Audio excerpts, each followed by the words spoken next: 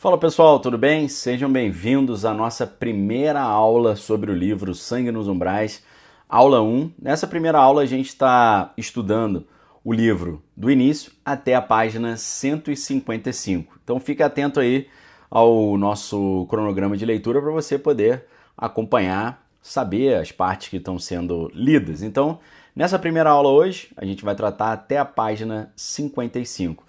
Sangue nos Umbrais é um livro do William Schnoebelen. William Schnoebelen ele já foi membro de várias religiões diferentes, por isso ele tem um currículo muito diferenciado, porque ele tem propriedade para falar de várias visões de mundo diferentes. Ele já foi católico, ele já foi Wicca, ele já foi druida, ele já foi maçom, ele já foi maçom da maçonaria esotérica, que é acima do grau 33, como é o caso do grau 34, que é o Palladium, o antigo e primitivo rito de Mênfis e Misraim, vários outros grupos. Já participou de alguns grupos diabólicos também, segundo ele, já foi mórmon e depois ele virou cristão. Então, ele conheceu vários lados dessa moeda e, portanto, tem uma propriedade muito grande para poder fazer esse tipo de comentário. E qual seria a importância da batalha espiritual, né? Para que estudar a batalha espiritual? Eu não sei se fica claro para vocês que logo no início do mundo, né, quando Deus estava criando a Terra e diz que a Terra era sem forma e vazia, havia trevas sobre a face do abismo, essas trevas já estão falando sobre forças diabólicas, forças do mal. Porque você vê que já havia trevas antes de Deus criar a luz, né? Antes dele falar haja luz e houve luz, já havia trevas. Então isso significa que essas trevas não estão talvez relacionadas a uma ausência de luz, mas talvez a uma ausência de bondade, né? A ausência do bem, a gente poderia dizer assim. E aí, portanto, logo no início da Bíblia, você vê também a questão da serpente que estava no jardim. E foi ali que começa tudo. Foi quando a serpente ela engana Adão e Eva e leva Adão e Eva ao pecado e ao afastamento de Deus. Então, toda essa ideia de retornar à presença de Deus significa vencer o mal, vencer o pecado, vencer uma batalha espiritual. A Bíblia fala que o inimigo está ao derredor, rugindo como leão, procurando a quem tragar. A Bíblia diz que Satanás toma a posse de pessoas e leva essas pessoas a fazer coisas malignas, como aconteceu com Saul, por exemplo. Davi tinha que tocar a harpa para afugentar aquele espírito maligno que atuava no rei Saul. Devido à sua rebeldia, o profeta Samuel já tinha avisado para Saul: Saul, rebeldia é igual a feitiçaria, né? Cuidado. E aí deu no que deu, ele ficou naquela situação lamentável.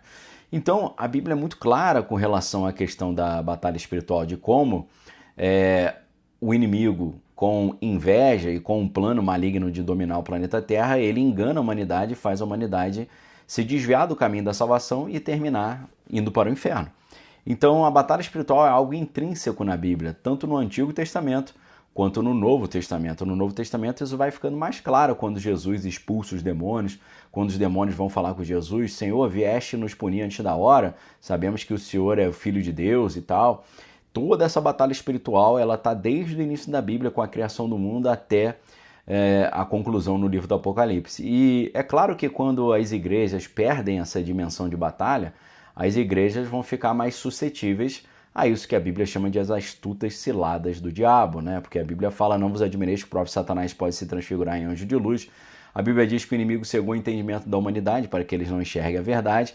E dessa forma, um cristão que não tem o dom de discernimento de espírito, não tem a dimensão da batalha espiritual, ele é uma presa fácil para esse leão que está rugindo ao derredor. Então, nosso intuito aqui é seguir aquilo que a Bíblia nos ensina, para que nós possamos vencer ao inimigo, porque não ignoramos os seus ardis.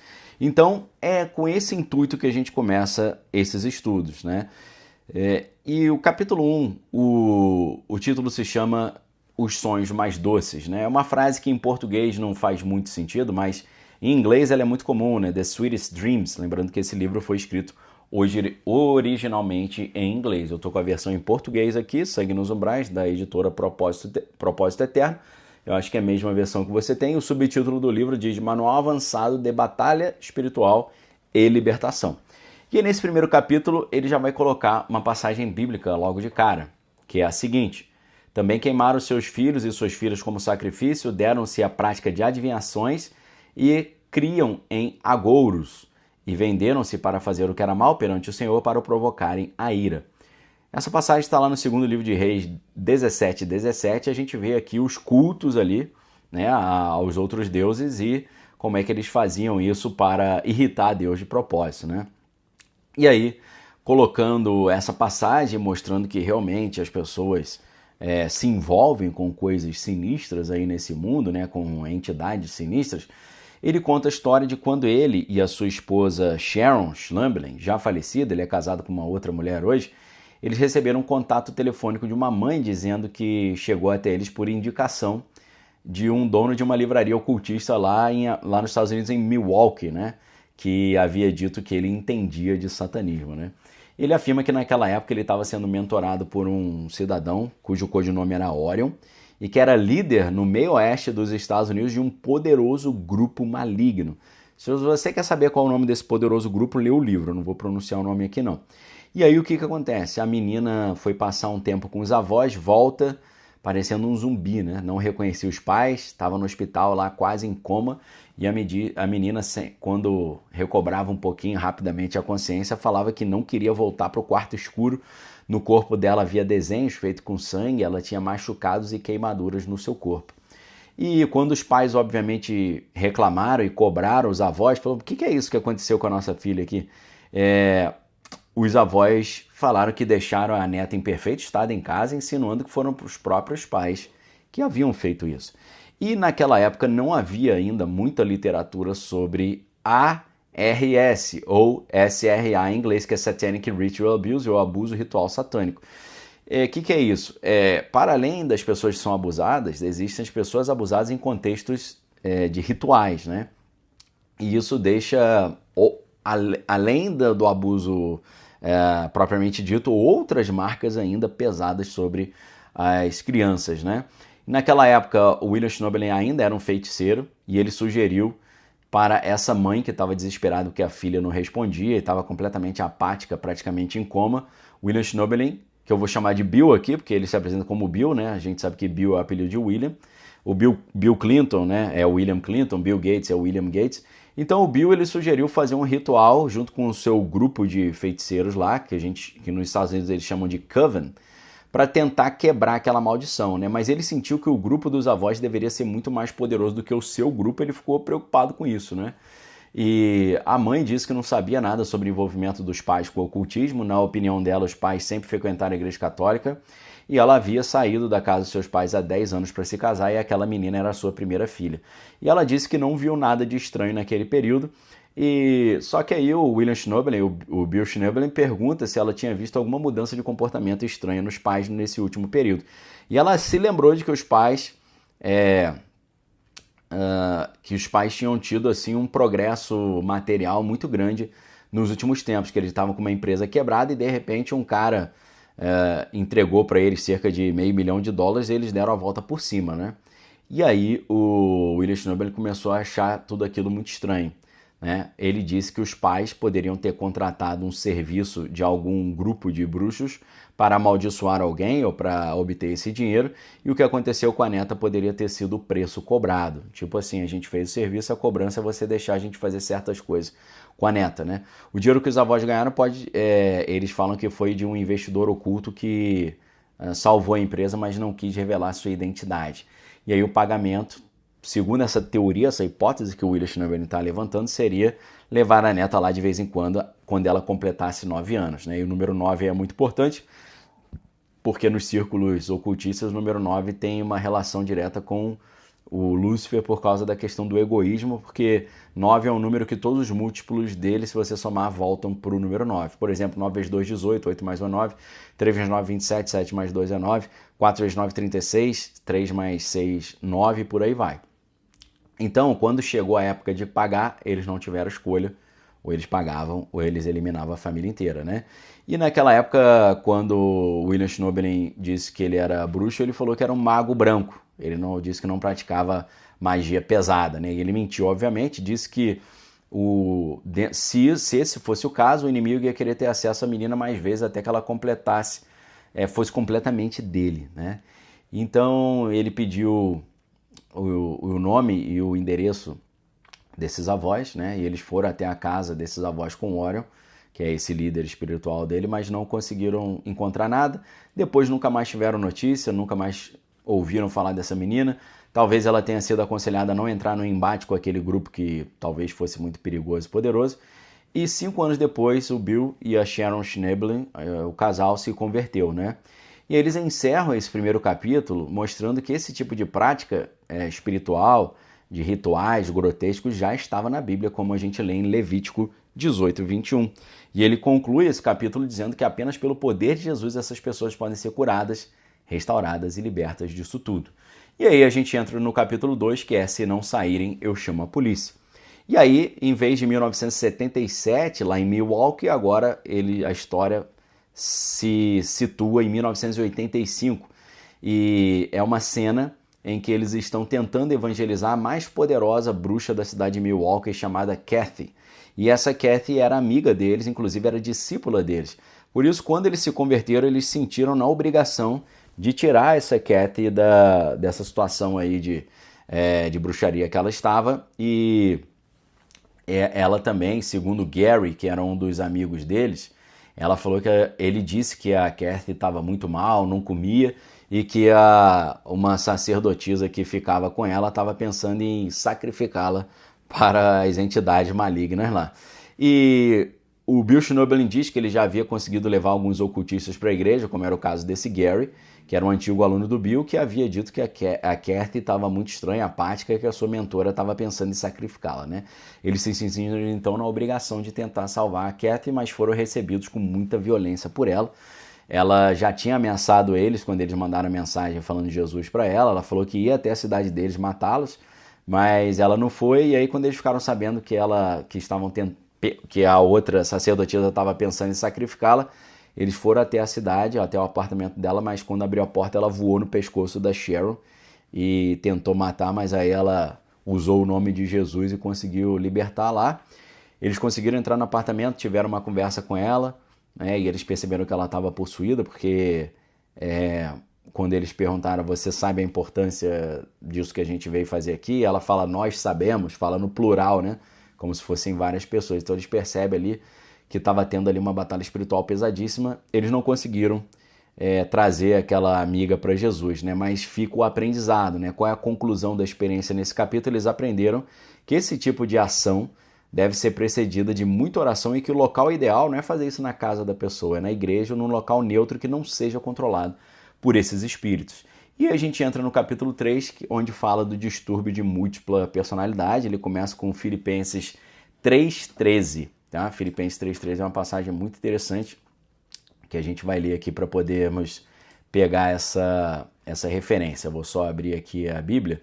Filipenses 3, 13 e 14 diz assim: Irmãos, quanto a mim não julgo havê-lo alcançado, mas uma coisa faço-me, esquecendo das coisas para trás ficam, e avançando para as que diante de mim estão, prossigo para o alvo, para o prêmio da soberana vocação de Deus em Cristo Jesus. Então, eles colocam esse versículo para dizer que os traumas do passado podem ser resolvidos através da cruz de Cristo. Mas também muitas pessoas procuram psiquiatras e psicólogos, né? Então, ele vai trazer uma relação muito interessante entre o abuso sexual satânico, né, o Satanic Ritual Abuse, e os transtornos dissociativos de personalidade ou de múltiplas personalidades. Nós vemos que várias celebridades manifestam esse tipo de coisa. A Beyoncé, por exemplo, tem uma outra personalidade, um alter ego chamado de Sasha Fierce. E nesse contexto das celebridades, eles vão chamar de alter ego, né? A Britney Spears disse que tinha 4 personalidades diferentes. A Lady Gaga tem várias personalidades paralelas também. Uma delas é a figura de um homem, que é o John Calderone, se eu não estou enganado.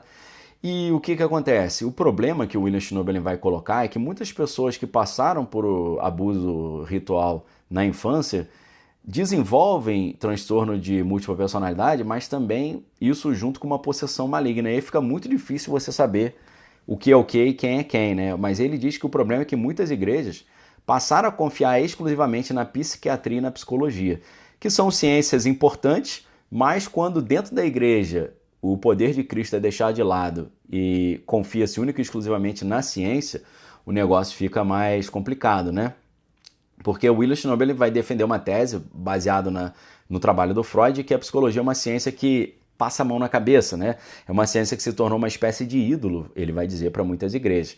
E aí ele vai criticar essas falácias da psicologia cristã, né? Porque a psicologia cristã tenta colocar dentro do aconselhamento pastoral tudo na questão da psicologia e das questões científicas, o que nem sempre é o caso, né? A psiquiatria, por exemplo, quando vai falar sobre essa ideia de múltipla personalidade ou dissociação de personalidade, vai dizer que, teoricamente, seria uma experiência que todo mundo tem. Por exemplo, quando uma pessoa sonha acordado, né? A pessoa está acordada, viajando na maionese, sonhando, é como se ela estivesse viajando ali numa outra personalidade.